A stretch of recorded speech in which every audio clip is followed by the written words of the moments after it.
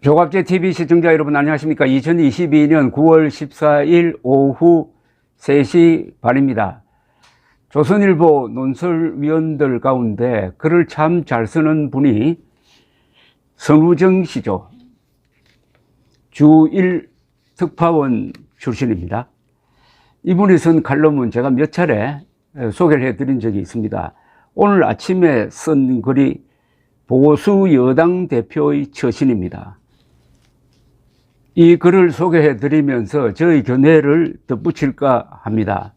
오늘 이 칼럼을 읽고 제가 아는 변호사 한 분이 저한테 메시지를 보냈습니다. 이 글에 대해서는 이준석 국민의힘 대표가 답변을 해야 한다. 그만큼 무게가 있는 글이라는 뜻이죠. 그동안에 이준석 비판 글이 논리적인 글이 퍽 드물었습니다. 이준석을 변호하는 글은 예컨대 이병태 카이스트 교수의 글처럼 상당히 논리적인 글이 많은데 오히려 이준석 당대표를 비판하는 글은 논리적이지 않고 감정적인 경우가 많았습니다. 특히 사가지가 없다든지 뭐 버르장머리가 없다든지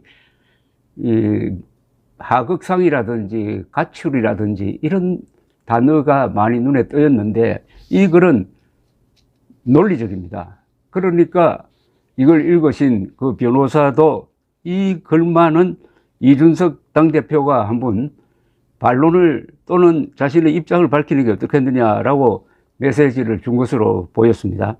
일단 제가 읽어드리겠습니다. 정치인에게 감동하는 경우가 가끔 있다. 재작년 제주도 광복절 경축식 때 원희룡 제주지사의 모습이 그랬다. 광복회 관계자가 이승만 대통령과 백선엽 장군을 맹비난하는 김원웅 광복회장의 독서를 기념사람에 대독했다. 그러자 원 지사는 단상에 올라가 이를 반박했다. 분명히 짚고 넘어가지 않을 수 없는 부분이 있습니다. 치우친 역사관을 기념사라고 대독하게 한 처사에 대해 매우 유감입니다. 김일성 공산군대가 대한민국을 공산화시키려고 왔을 때 목숨을 걸고 나라를 지켰던 군인과 국민이 있습니다.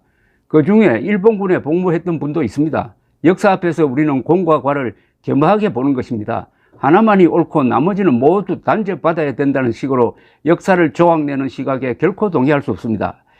저도 당시에 그날 당일 이 원희룡 지사의 적석 반박을 소개를 했습니다. 적석 반박이었습니다. 준비된 반박이 아니고 바로 단상에서 김원웅의 망발에 대해서 아주 차분하게 논리적으로 설명하는 데 대해서 저도 감동을 받아서 소개해 드린 적이 있는데 선우정 논설위원이 그 부분을 딱 집었습니다. 이듬해 김 회장은 야당을 향한 노골적인 저주로 발언 수위를 올렸다. 과거 보수 정부를 친일 정권으로 단정하고 이들은 대한민국 법통이 조선 총독부에 있다고 믿는다고 주장했다. 경축식 현장에서 문재인 대통령은 침묵했다. 같은 편인이 그럴 수 있다고 본다. 하지만 야당 대표는 다르다. 연설은 화상으로 진행되었다. 원지사였다면 송출 중단을 요구하고 항의했을 것이다. 퇴장해도 괜찮았다. 정당 대표가 굴욕을 당하고도 그냥 앉아있는 것 자체가 또 다른 굴욕이기 때문이다.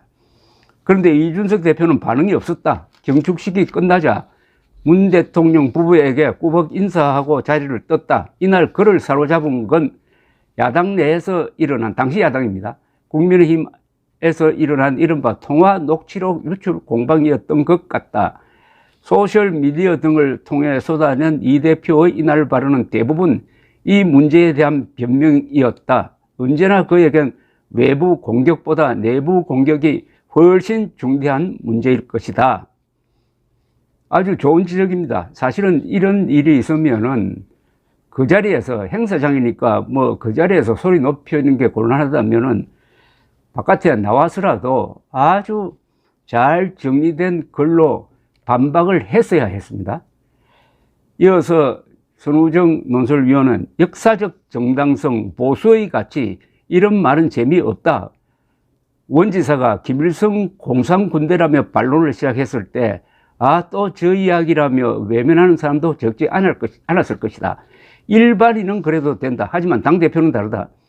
거인의 어깨 위에 있는 난쟁이 표현은 역사와 전통을 중시하는 보수주의에 대한 비유로도 유명하다. 이준석 대표가 강한 발언권을 가진 이유는 앞선 보수 정당 선배들의 위대한 업적이 있었기 때문이다.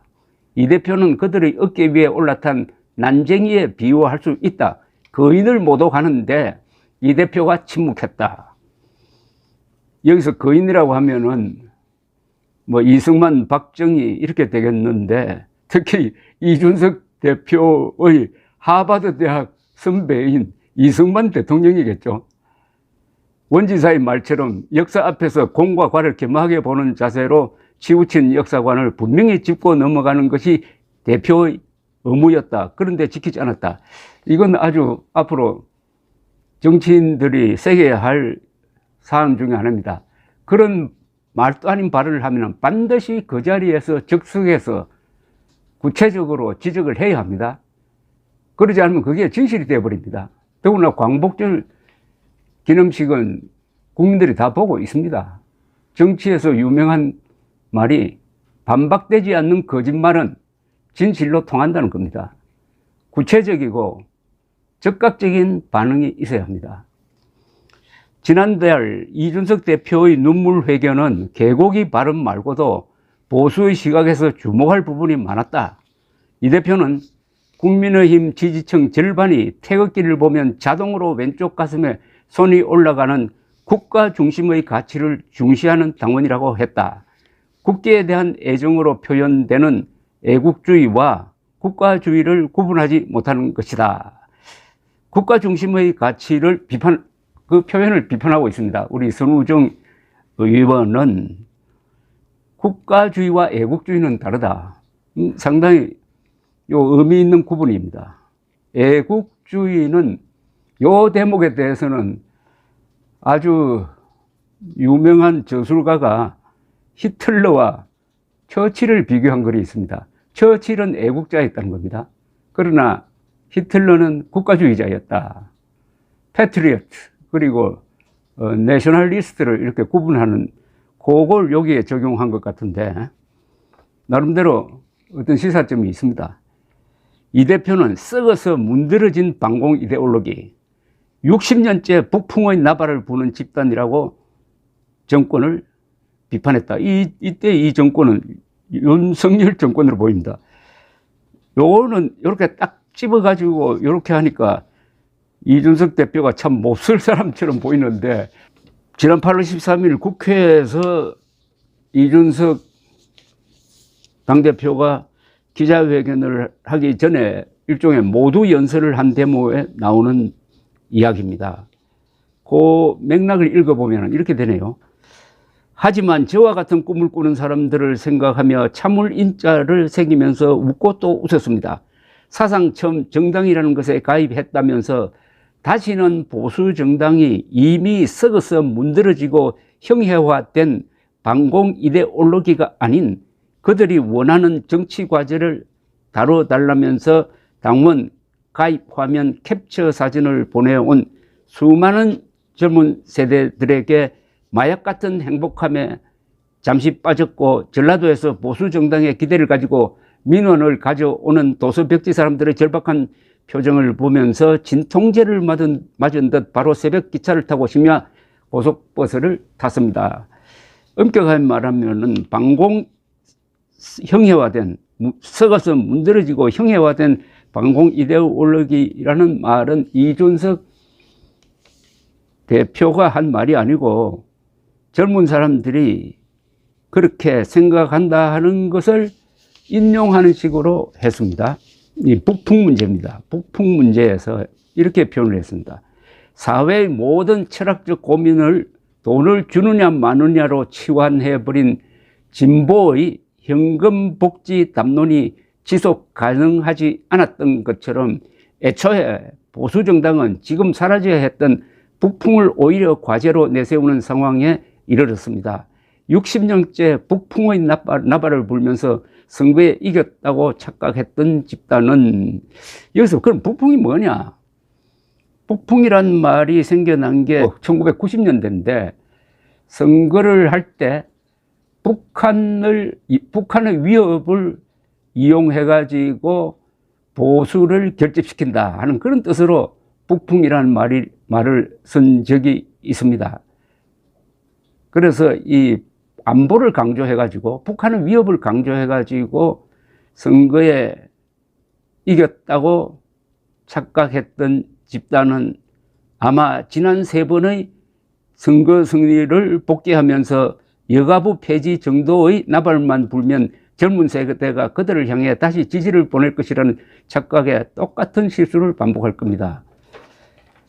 그런데 이준석 대표가 전체적인 이 맥락에서 보면은 반공 이데올로기라는 말을 상당히 거북하게 생각하는 것 같은데, 요거는 참 잘못된 이야기입니다. 대한민국의 자유민주주의는 그 앞에 반드시 반공이 붙어야 합니다. 자유민주주의만으로는 대한민국을 지킬 수가 없습니다. 남태평양에 통가라든지 뭐 피지 같은 나라 같으면은 북한의 위협이 없으니까, 공산당의 위협이 없으니까 자유민주주의만으로 지킬 수 있습니다. 대한민국은 그러나 반공이라는 방패가 있어야 합니다. 반공으로 자유를 지키는 거죠. 그러니까 저는 자유민주주의 앞에 반드시 반공이란 말이 붙어야 된다. 반공 자유민주주의가 쉽게 말하면 반공 이데올로기죠. 그런데 이준석 대표는 반공과 자유민주주의를 구분하려고 해요. 반공은 싫다는 정도는 아니고, 이분이 홍콩 민주화 시위에 가서 참여한 거 보면은 반공을 싫어할 사람은 아닌데, 어쨌든 반공을 좀 가볍게 보는 시각은 확실한 것 같습니다. 그래서 반공 자유민주주의라고 해야 이게 온전한 대한민국의 민주주의를 표현하는 것이다 하는 점을 우리 선우정 위원이 지적한 것으로 보입니다. 선우정 위원은 이어서, 하지만 반공은 썩어서 문드러지지 않았고 북풍나발 역시 멈출 수 없다. 윤핵관 때문이 아니라 북핵과 북한 주민의 인권 문제 때문이다. 정세 없는 복지는 허구라는 말에 틀린 것이 하나도 없다는 말도 틀렸다. 세율 인상 없이 경제를 키워 복지를 감당한 사례가 많다. 필요하면 정세를 할 수 있지만 마지막까지 자제하는 게 보수다. 보수의 관점에서 이 대표의 핵심 문제는 도덕성이다. 논란이 많은 성매수 주장을 들추려는 게 아니다. 보수주의는 좌파처럼 순결한 사람만 정치를 해야 한다고 위선 떨지 않는다. 다만 문제가 생겼을 때 법에 앞서 도덕성을 처신의 기준으로 삼아야 한다는 것이다. 박근혜 정부 때 어떤 총리 후보자는 변호사 수임료 16억 원 때문에 물러났다. 법적으로 문제가 없었지만 도덕성을 중시해 자진 사퇴했다. 보수적 가치에 충실했기 때문이다. 이 대표의 정무실장은 성매수 주장과 관련된 제보자에게 7억 원 투자 각서를 써줬다고 한다. 만약 대통령 부인의 비서관이 유흥업소 취업 주장과 관련된 제보자에게 투자 각서를 써준 사실이 드러났다면 어떤 일이 벌어졌을까? 차이가 없다고 본다.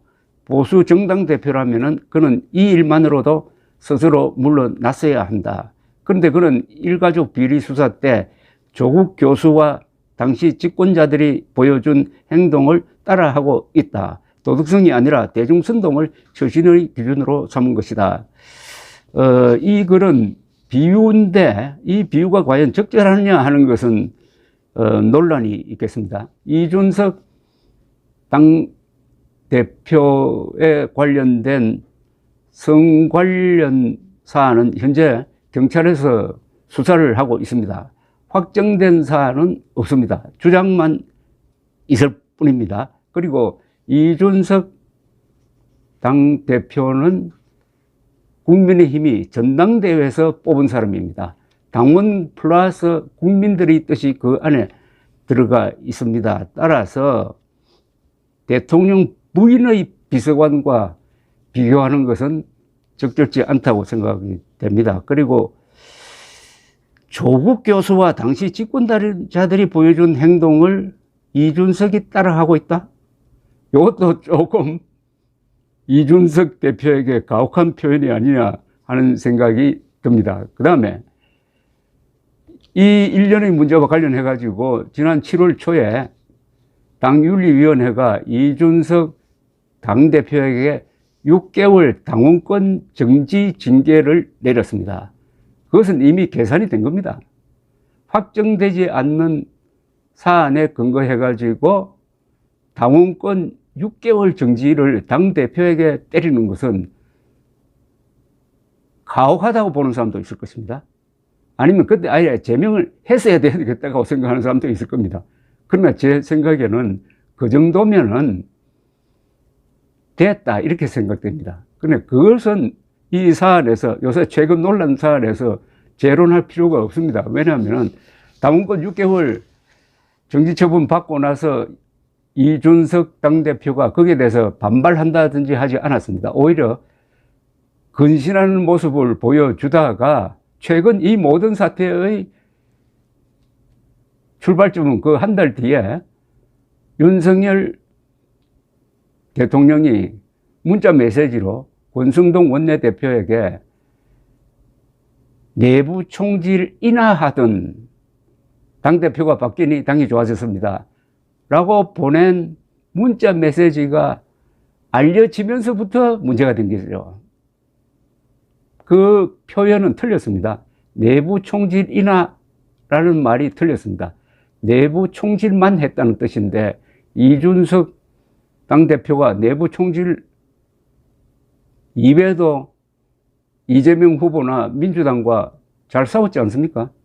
그걸 다 빼버리고 내부 총질 인하하던 당대표가 이게 감정을 건드린 거고 이것으로 끝나는 게 아니라 여기에 대한 대통령의 직접 해명은 없고 간접적인 해명도 뭐 두루뭉실하고 또 반드시 있어야 할 이준석 당대표에 대한 직접적 해명, 전화를 걸든지 아니면 대변인을 통해서 그건 본의가 아니라든지 그건 유감스럽게 생각한다든지 이 정도의 표현이 없고 더구나 당대표로서 어떻게 보면은 런닝메이트는 아니지만 런닝메이트처럼 지난 대선을 뛰었고 지난 지방선거를 압승으로 이끈 젊은 당대표를 그럼 당대표로 또는 동지로서 과연 윤석열 대통령이 대우를 했느냐 하는 것도 따져야 될 사안입니다.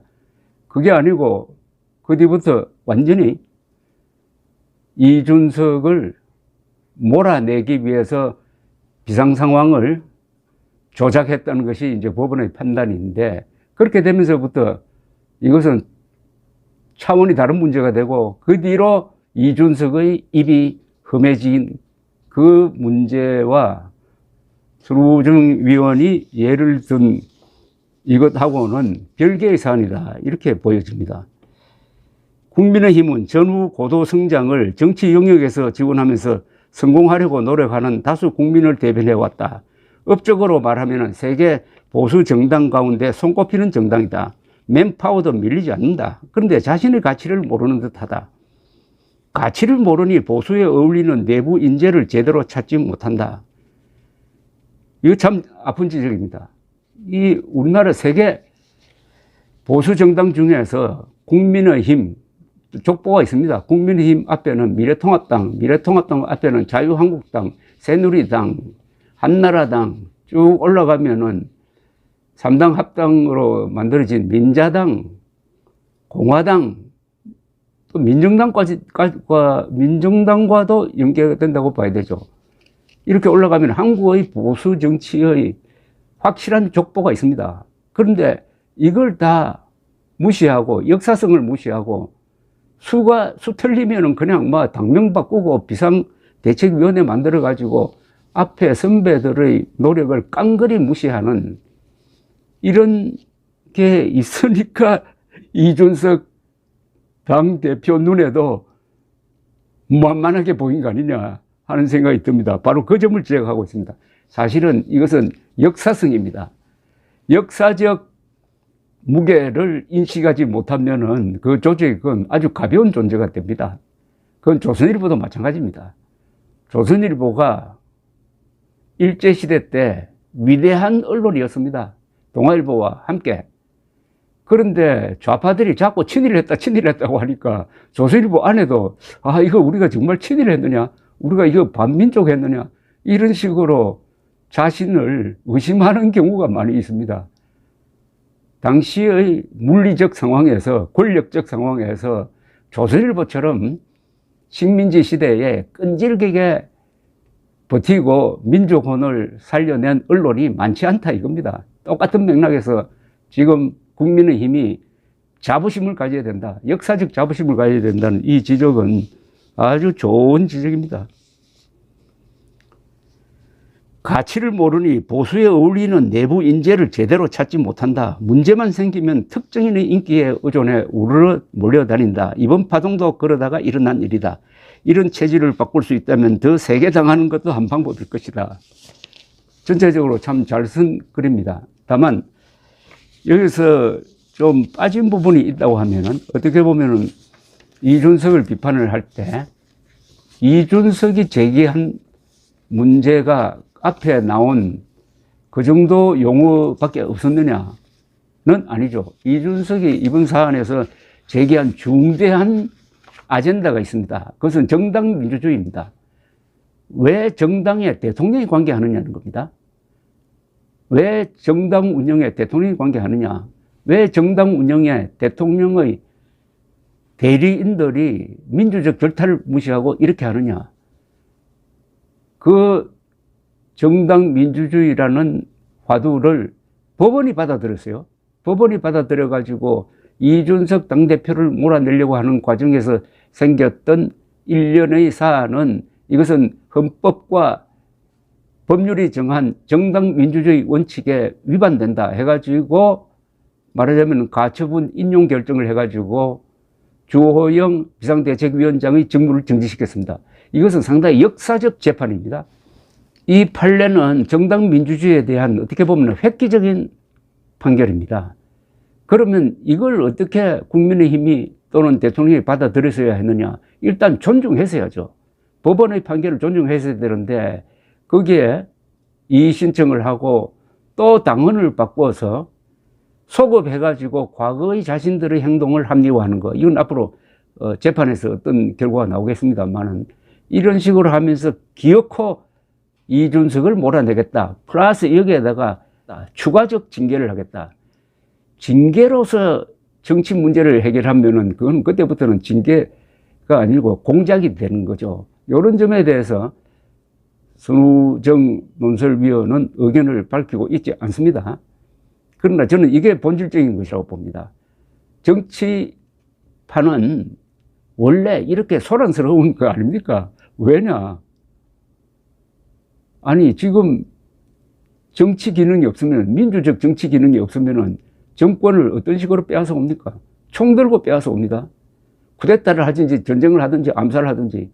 근데 그걸 못하고 국회를 통해서, 선거를 통해서 정권의 향방을 결정해야 된다고 하니까 그런 폭력적 본능은 사라지지 않고 그게 정치인들이 입을 통해서 거친 말로 나타나는 것 아닙니까? 그걸 감수를 해야 된다 이겁니다. 그거 싫다면은 과거에 민주주의 이전으로 돌아가가지고 쿠데타, 암살로 정권을 결정할 수밖에 없습니다. 그래서 정치인의 말을 가지고 징계 대상으로 삼는다면은 이것은 전체주의죠. 지금 국민의힘이 그렇게 하지 않습니까? 그렇게 하고 있지 않습니까? 이런 점도 선우정 위원의 글에는 없습니다. 또 하나, 이준석에 대한 모든 논란은 어디서 정리가 되어야 되느냐? 지난 두 차례 선거에서 이준석이 해가 됐느냐, 덕이 됐느냐는 겁니다. 덕이 됐죠.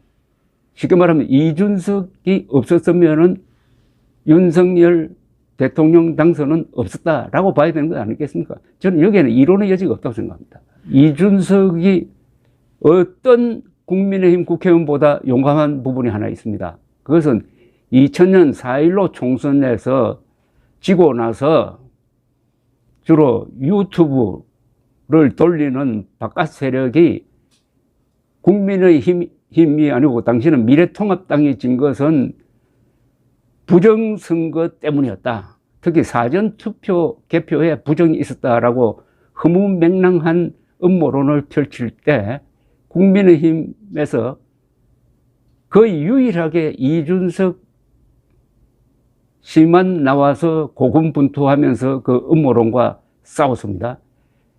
그 연장선상에서 사전투표 하지 말자는 반대론이 사전투표 반대론이죠. 사전투표 하면은 표를 도둑 맞는다는 일대 캠페인이 지난 대선 전에 벌어졌습니다. 그 앞장섰던 사람이 황교안 전 미래통합당 대표였습니다. 참 비극적인 상황인데 이 사람이 주로 자신의 소신을 표현하는 도구로 이용한 데가 조선일보 사설면 하단에 나오는 광고였습니다. 그런데 선관위가 황교안 그리고 몇 사람 추가해가지고 세 사람을 이것은 공직선거법상에 허위사실을 퍼뜨려가지고 선거의 자유를 방해한 행위다 해가지고 고발을 했습니다. 그러면은 그때 조선일보가 광고를 통해서 왜 그런 허무맹랑한 거짓말을 실어줘가지고 사전투표를 못하도록 하는 걸 도와주었느냐? 광고 윤리 문제가 제기됩니다. 그런데 그때도 이준석 당대표가 앞장서가지고 사전투표를 호소하지 않았습니까? 이게 윤석열 득표율에 꽤 영향을 주었다는 게 저의 생각입니다. 그러니까 이준석 당대표의 입장도 한번 고려해야 된다. 이준석 당대표가 지금 속에 가지고 있는 불만의 큰 부분은 이 음모론 하나 제대로 정리하지 못한 한국의 보수 세력이 과연 이게 자색 능력이 있느냐는 근본적인 문제를 제기하고 있습니다. 조선일보가 단 한 번이라도 부정선거 음모론 이거는 말도 안 된다. 사설이나 기사를 통해서 확실하게 정리해 준 적이 없었습니다. 이건 언론의 가장 중요한 부분을 놓쳐버린 거죠. 그렇다면 조선일보 기자와 논설위원들이 그 음모론이 사실이라고 믿었을까요? 제가 아는 한 사람도 믿는 사람이 없었을 겁니다. 그러면은 왜 보수를 좀먹고 있는, 보수를 분열시키고 있는 좌파 눈에 보수가 꼰대처럼 보이도록 하는 이 사안을 왜 방치했느냐? 그때 거의 홀로 싸운 이준석 당대표의 용기를 감안하고 오늘 이 글을 썼어야 했지 않을까. 그러면 더 아주 공명정대하게 보였을 거라는 느낌이 듭니다. 어쨌든 아주 좋은 글입니다. 제가 이렇게 소개를 할 정도니까요. 감사합니다.